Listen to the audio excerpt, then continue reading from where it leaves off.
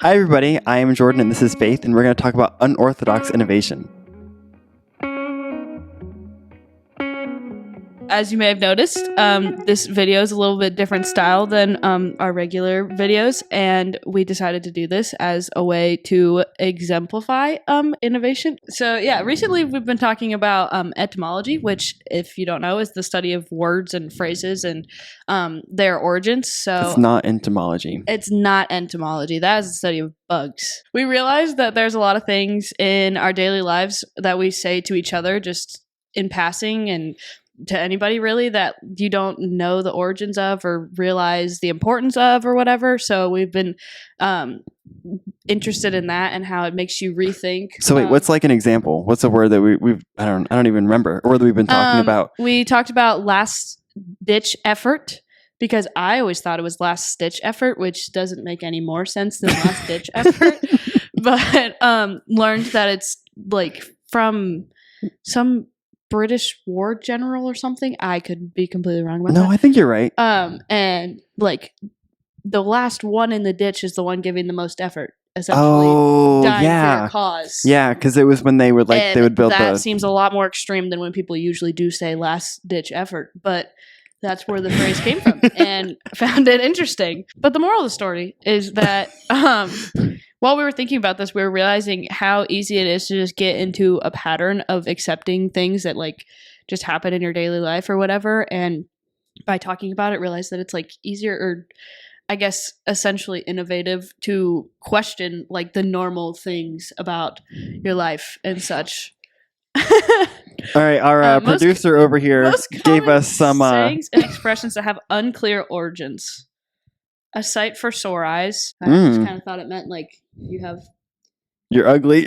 You're ugly. No, like that's what I thought. I guess I always just thought it meant like I'm in a bad, like it's something like very like your standards are lower because you haven't been doing well. So like this is a sight for sore eyes. Bite the bullet. Bite the bullet. That's a good one. Originated from outdated medical practices. Oh, that makes sense. Yeah, when something would hurt, they would just. The main part of that I think was important was that we were, like I said, questioning things that like people don't normally question. Mm-hmm. And I think that's a bit like the basis of innovation. I agree. So in our next segment, we're going to talk about being a toddler and how being a toddler is innovative. And I know that I get to babysit somewhat often, and you get to babysit pretty often. True. Yep.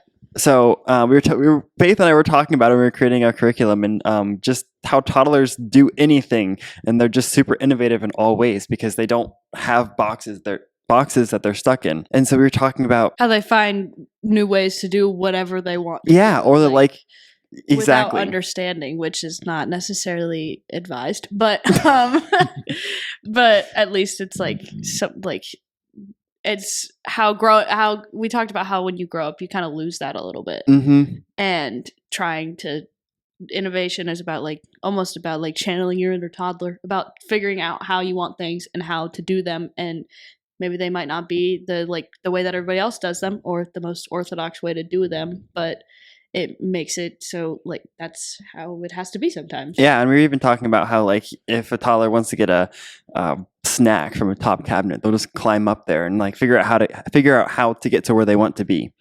Right. And just how that's innovative in the way that they can't get from the floor to the upper cabinet, but they find a way to make it happen. Yeah, and I mean, I think what's important to note about that too is that it's like it makes it seem simple when you think about the way that toddlers are innovative. I said it like you did, but I think that's also important just in everyday innovation is that like making it simple. Like not everything has to be so complicated. Maybe the problem is complicated, but thinking about the simplest way to navigate that problem.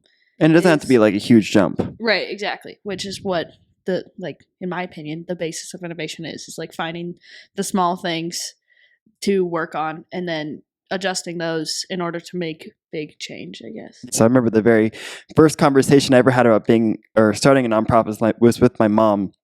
And I was applying for a program called COLA.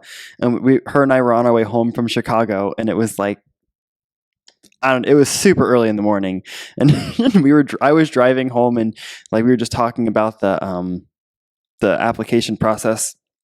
And she was like, you should start a nonprofit. And I was like, what is that? What are you talking about? I don't know what that is. That's very toddler of you. What is that? What is that?